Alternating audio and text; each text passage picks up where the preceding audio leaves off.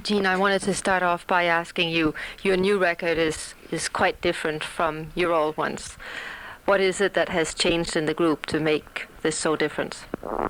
Well, why do you think it's different? That's what I'm curious about. I have only heard it once yesterday. It seems more quiet, more mature. Well, I don't know. It seems as if you're more interested in the words and in the message than just in... Well, we had some things to say this time, I think. Mm-hmm. Not that we didn't have things to say all these other times, but I think songs like Naked City really talk about the kind of city that we live in, and we have different perspectives, different viewpoints, I think. But also, what you have to consider is that you can be KISS for 15 albums, and then every once in a while you do something different. And I think people will like it. I think that the only criteria we ever use when we sit down to do an album is to record the best songs that we have right then and there. And so the only you want me to hold this? No, yes, fine. Sure. And the only thing that we considered when we sat down was which were the best songs. That was it. We didn't think about the kind of songs they were, if they were fast or slow or loud. None of that was very important. It was just the best songs that we had. So what you hear is what we are like now. How long did it actually take you to cut this album? About 2.5 months. 2.5 months of actually recording, when most of the albums took about 3 weeks to a month and a half. Now, there's this new style in music. Does that also mean that you're going to have a new style in your concert presentations? I'm not so sure that it's a new style in music. I mean, I know that that's the way you hear it, but there's nothing new in the instruments that we're playing or the way we're playing them. The songs may be a little bit different. In other words, we're still playing guitars. Mm-hmm. Gene Simmons is not all of a sudden playing organ or something. But no, this is just, some more new songs. When we recorded Beth, which was a violin-laden kind of song, or when we did Hard Luck Woman, which had a lot of acoustic guitars, or other songs, they were different songs, but they were still KISS songs. And that didn't affect the stage show, except that I hope we can take this show to Europe, but in the American show, crazy things happen. Ace's guitar flies out of his hands, and another guitar appears in his hands, and he shoots it out of the sky, and I fly up 60 feet into the air at 6 feet a second, and land on top of the light truss, which is 60 feet overhead, and throw up on people's heads, and there's fire breathing, and the whole drum riser goes up 30 feet into the air and turns around 300. Have you seen the show in America? Yeah, I've seen it in Montreal. Yeah. Yeah. So it's a pretty good show, I think. I think maybe it's the best show. It probably is the best show around. Certainly it's the best rock show I have ever seen. Do you ever get a feeling that people come to see you more for the sake of the show than for the sake of the music? Sure. I think that, and I think that that's good, because I think when you buy a KISS record, you only get the music. So whoever thinks that people are buying our records just because we play well live is missing the point. When you buy a KISS record, you don't get any flash pods. The record doesn't levitate above the machine. There's nothing extra that you get except maybe some presents that we give you, that we pay for, like posters or special things, maybe a special designed record sleeve or something special, but that we pay for. So you get nothing except the songs. So we take it for granted that people that buy the albums like the songs. When you see a band live, you should get 50% more than you get with an album. In other words, I don't just want to go see a band play their songs because I can stay home and just listen to the record. I hope that people come to see us live to see us more. Of course, you can always hear the record at home. In fact, I would imagine that there are some people who never buy the records who have to see the show live because it's the best show around, of course. Do you think that that's the reason you're number one, that you really give more show than anybody else, that you really give them something for their money? I think that may be true. I think also the only people that can answer why we're so popular are the people that make us popular. You have to ask them, why do you like KISS? I can only tell you that it's my favorite band because it's the one that's the most fun. Nobody ever takes themselves too seriously. It's just a lot of fun. It's amazing to be able to walk into a toy store and see all these amazing toys, pinball machines. And did you see that machine? Oh, yes. It's amazing. I'm having the time of my life. Yes, I'm sure. I certainly have that impression that as a rock group there are more sort of extra things growing up about your group than about any other group that I Anybody. can think of. In fact, we're even talking now about having a KISS World, which is a traveling amusement park that would travel really? across What the country. What would that be like? Oh, amazing rides, just fireworks and big air balloons, 100-foot balloons that go up into the air and take people for rides, and roller coasters, and just anything that we can imagine that would involve the personalities of the band. And we're thinking of having an entranceway with these big 50-foot faces all forming together with the mouths open, and you walk through the mouth, into the amusement park. But this is all in the future. And then, of course, there are the movies. We're planning two movies. Mm-hmm. There's a German company that's working with us on doing a cartoon show for America. It's just beginning. A cartoon where you would be the main characters, but you would appear in them as cartoons. Right, superhero cartoons. And what would the other movie be? You said 2 movies. There's a science fiction movie with us as superheroes, through space and through time and all the rest of that. And then there's a kind of a movie that would follow us through Europe, and we'd bring along cameras. It would be about 2 girls who follow us all across Europe, trying to get pictures of us without our makeup. And in the meantime is intrigue and spies and all the rest of that. I see. You also just talked before we started the interview about some robots you're going to introduce in your show. Could you just tell me something about that? Sure. There's so many things that are being worked on right now. It's a little bit hard to say, well, we'll do this and we'll do that. And anybody that's ever seen all our shows knows that every show is different completely. The costume change and the songs change, and of course the show changes. But right now we're working on these puppets who are about 3.5 to 4 feet tall, mm-hmm. that are completely automized. In other words, we can control them from off stage in the same way that you can control those automatic planes that go through the air, same kind of process. And these talk and walk, and they can play drums and play guitars. And maybe we'll have these little people, little KISS puppets, go up on stage, play one song, mm-hmm. and then get off the stage, and then have the real guys, 4 times as big, come out.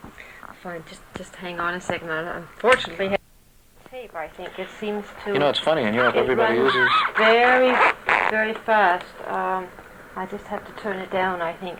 What does people use in Europe? This instead of. How long is your European tour going to last? Well, we always get new pieces of paper every other week, but right now we've got a European tour that lasts about 6.5 weeks. Mm-hmm. And then we come back to America for a week's rest, and then we go to Australia and Japan and New Zealand and Singapore, and I don't even know where else. And then we come back to America to do an American tour, and then we do the next album in the spring. Not this spring, next spring. So there's been no new album until next spring at all? There may be a Peter Criss solo album before then. I suppose the obvious question is to ask you, why did Peter leave? There's nothing too complicated about that. Peter, has gotten remarried. He's got a beautiful wife who's the copper-tone girl, the suntan girl. So all over America there are these 50-foot posters of her, kind of leaning sideways, advertising suntan lotion. But he's very happy, and he just doesn't want to tour. He doesn't want to go out and tour anymore. He wants to stay home and make little Peter Crisses with little drum sets, And we have to respect that. We all grew mm-hmm. up, we worked together for this one concept. Everybody created it, and we have to respect his wishes. And we had a choice. The choice was to quit, mm-hmm. To break the band up because one member didn't want to tour, or to continue the concept. And we all sat down and talked about it with Peter, and Peter agreed that we should go on. Now, Peter's going to remain a member in the partnership. Mm-hmm. Nobody was fired, nobody quit. He's going to remain a member in the partnership, and he's going to record solo albums, and I don't think he wants to tour. And we're going to get a new member with a new concept, new design. Has the new member been chosen? Yes. But you're not going to say? Not yet. Okay, well, that's fair enough.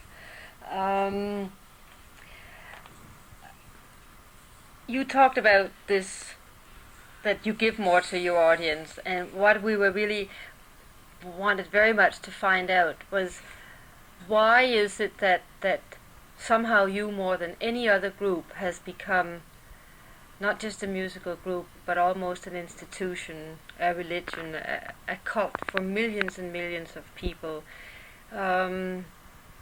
What is this sort of specific fantasy world that you think you've built up, if it is a fantasy world? I think you can answer it very simply. I think you can answer it with one word: fun. What I mean by that is you can... the reason we put out toys and the reason we get involved with that is because it's fun. I like toys. I don't do it for you or for anybody else. I want a pinball machine. So if I see a lunchbox, I like lunchboxes, and I want my face on them. We try to make everything that we do fun, from the stage show to the albums. When you buy the album, we really spend a lot of time and money in trying to make them as interesting looking as possible. And anything that we do, we try to have a good time with. I think, it's the reason Superman or Santa Claus or any one of these big heroes are popular. It's because they're fun, because they don't tell you how to wear your hair, who to vote for, what kind of religion you should have. A performer shouldn't tell you that. And we never try to tell anybody what to do. But yet you have been banned in a few places for, they say devil worshipping or some other silly things like that. How do you feel about that? It's unfortunate, but I think these people are misguided. It's a shame that they can't spend their time and their energy and their money on something more important, like getting food to poor people. That's far more important. The amount of money that they spend on making sure that everybody thought that we were devil worshippers, they could help some people out. So I feel sorry for them. It's unfortunate. But it's nothing new. Beatle records were burned. Elvis was the devil, That's okay. Do you feel, you don't feel at all that you're leading children astray, or you don't think there's any background to that kind of accusation? I don't feel so either. To where? Leading them to... They say, to lead them to devil worshipping, or... and they say all this blood and gore and so on is going to have a very negative effect on them. I think if anybody's going to have an objection about the ban, I think you can simply turn on the television and then tell me which is gorier. You never saw anybody in KISS beat anybody up. And we never tell you to do any one of those things. It's not what we're about. But I think anything that we will do, we're going to do for shocking purposes. We'll do almost anything to make the show interesting. But look, whenever anything gets popular, there are people who have nothing better to do with their time than to assault it. It doesn't mean even Christmas. Even with Christmas time, you've got a person in American literature, in English literature, whose name is Ebenezer Scrooge. Mm-hmm. And all he does is he says how terrible it is that everybody's having such a good time. Yeah. But the truth is there's only one person having a bad time. So that's what our new album cover is about. There's always one idiot out there, who can't figure out why all the people are having a good time, but he's rotten. Oh, they're terrible, Do you feel by and large you have been treated fairly by the press, or of course. No matter... Even the press that hates us, most press hate us, realize that you can't avoid us, and so they always print pictures of us and spell our name right. So I don't care what anybody says about us, as long as you print the pictures and spell our name right. That's fine. People will always decide what they like, no matter what anybody tells them. That's true. What do you think, if you say you're not trying to tell anybody anything in your songs, but do they have some kind of message anyway that you would like to get across, or is it just let's all have fun, or is there something more? There are no messages. What is the message in circus, when you go to see a circus? Mm-hmm. There are no messages. Hopefully it's entertaining, but nobody's telling you to do anything. When somebody does a somersault, or when somebody breathes fire, there's no message. The only purpose is to entertain you. So, the song titles that we've got are not leading. It doesn't say destroy the world. It doesn't say go do this or go do that. They're very simple kinds of songs that talk about what it's like to live in New York City. Mm-hmm. A girl who's very European, in her... It's about a girl you hope to meet, I gather. We will meet them. They're out there. Yes, I know they are. Okay, for the moment, to ask a question. What is it you would like to ask, Jean? Why do you have makeup? Oh my God, what a question. Yeah. Maybe you should hold it. Why do we wear makeup? Yeah. Why do you wear sneakers? So you don't get your feet cut Hmm. and things like that. Well, he got out of that very nicely. I think the only reason we ever decided to wear makeup or costumes or anything else was to try to make KISS a special kind of band. I didn't want to look like anybody else. I didn't want to wear... I mean, if I dressed like this and walked out on stage, it wouldn't be very exciting.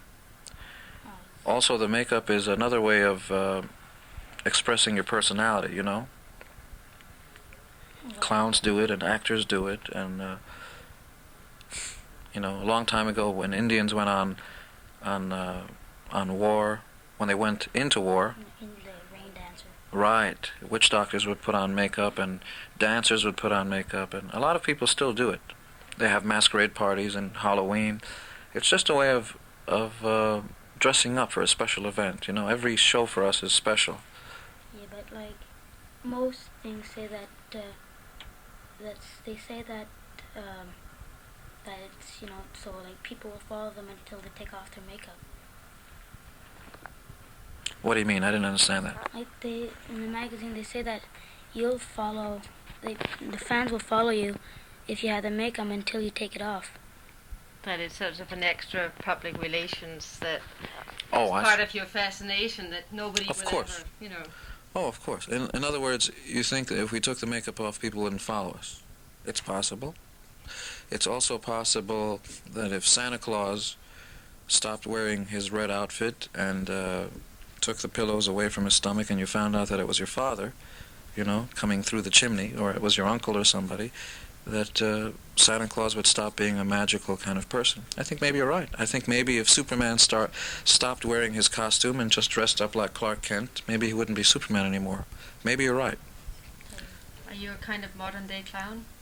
No, I don't think clown, because I'm not making fun of myself. No, but I meant in the general context of entertaining, bringing happiness. Yeah, maybe modern day heroes I like more, only because clowns make fun of themselves. They don't take themselves seriously. We do. I mean, Superman or somebody like that will never make fun of himself, even though he's dressed very strangely. You know, blue and red tights and a cape, a red cape. So I mean, so that's very. It's not normal for a man to wear that. Now that doesn't mean it's good or bad. But I don't think clowns is the word. Maybe heroes. Do you have anything else? Well, what do you think about the people who sell things without you knowing about it? What do you think about people who sell things without us knowing about it? I don't know. I bet you do. I think it's, well, you know, if they have a good time, I think it's okay for them. I don't, and I'll tell you why I don't agree. If somebody can sell something and put our name on it, let's say you bought a T-shirt and it said KISS on it, but we never told these people that they had the right to do it. Now let's say you take the shirt home, the T-shirt home, and it shrinks. Or let's say the KISS falls off and you want your money back. Now you can't go back to these people because they don't exist. They disappear. All they care about is taking your money and disappearing. But if you buy something that says KISS on it, that we authorize, we ultimately are responsible for it. So if you buy a truck and it doesn't work, you can take it back to the manufacturer and say, look, this doesn't work, and you can get your money back. And that's the most important reason for making sure that you authorize something. But the people who sell, like, these pictures and all this, what do you think? Some people in London sell pictures of you and all this. I think it's wrong. They know it's wrong. And if they... What do they do for the money? Yeah, they do it for the money. And if they become very big, you know, if they do a lot of business, then our lawyers call them and they get sued. And that's life. Well, like, there's one thing called the KISS Underground, and they said that you joined it. Yeah, that's true. Now, see, that's a nice little thing. There are some guys from Kansas City someplace who put out a little magazine all by themselves. Now, it's really not supposed to happen, except we don't see that they're money hungry. They're not trying to rob anybody, you know, and they're not charging a lot of money for it. It's just a hobby, and so we support it. You know, we send little articles and we call them up on the phone and say hi. But the people and they give their address, so you can write in and say, look, I didn't get my magazine. Would you send another one? And they'll send it to you. But the people that bootleg, that's a word that means somebody who puts out something. Yeah, but like, there's some bootlegs that have names. Like, That's what I Gene have says. That's okay. like I have a name. Like, there's some that says bootlegs, destroys Anaheim, and takes on Tokyo and things like Yeah, that. those are records that came out that were not authorized. Those records are not supposed to be out there because they're not good records. If you listen to those records, they're recorded live and they sound terrible. And that's why we said that they weren't allowed to do it. But they did it. And they may have been taken to court, I don't know. Because like, there's lots of people who sell them. Like, Oh, I know. all kinds of people all over the place. They sell them. Thousands. Like, there's a French magazine there. They say that there's two different. One says that when you were a teacher, you liked the students, and this one they said that you quit because you couldn't control them and you hated them. No, the reason I stopped being a teacher is because I found out that I didn't want to be a teacher. I thought if I stood in front of everybody, everybody would listen to me and everybody would be looking at me. And that's the wrong reason to be a teacher. You should want to be a teacher because you want to convey knowledge. And I found out that I wanted to be a teacher only so that people can look at me and listen to what I was saying. And that's the wrong reason, you know. I mean, also at the end of the day, no matter how good my lesson was, nobody clapped. Nobody went, yay, that was a great lesson. And that's what I was looking for. Sixth grade. What course? English, French? All of them. Everything. When you teach sixth grade. What did Peter leave? Did he have a I contract already clause asked on? that, okay? And I think He Gene left. Simmons has to go in a minute or so. I know you would love to spend your whole life with him. I know that. Talking. Now, if you had been very lucky, he might have been Is your that teacher. is that true when you were in when you begin that you had empty amps on the stage to make like To make it bigger? Yes. yeah. Oh, yeah. You had to fool people, you had to make people believe that you were something special. We couldn't afford it. We didn't have any money to buy a lot of amplifiers. Well, after the first record, you start having a little more. Yeah, but we didn't, not until the fourth record did anything really big happen because it cost so much to tour, you know. Did like when you and Paul, like when you started off, did you ever have anything like did you have a name of a group like, I don't know, like Cheap Trick before they came famous, before when I had two members they called Fuse? Yeah, I know that. That's very good. And before that, they were called Sick Man of Europe. Did you know that? No. Yes. Thank you very much, thank Gene.